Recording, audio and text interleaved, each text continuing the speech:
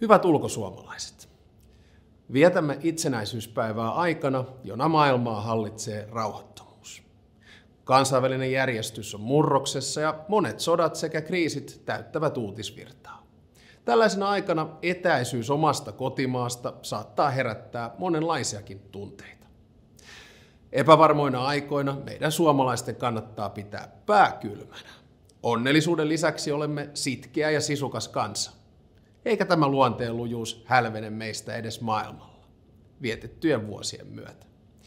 Tiedän tämän henkilökohtaisesti, sillä olen itsekin viettänyt lähes 20 vuotta ulkomailla asuen.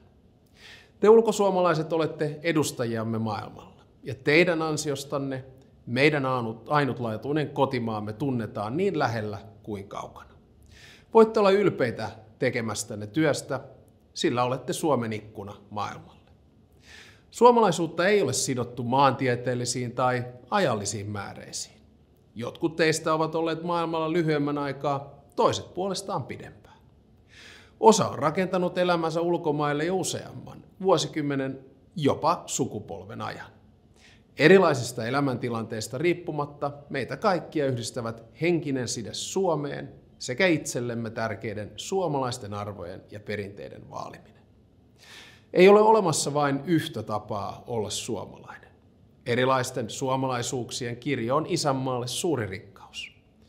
Pitkistäkin välimatkoista huolimatta itsenäisyyspäivänä me saamme juhlistaa itsenäisen Suomen menestystarinaa. Toivotan kaikille teille ulkosuomalaisille ja Suomen sukuisille ympäri maailmaa oikein hyvää itsenäisyyspäivää.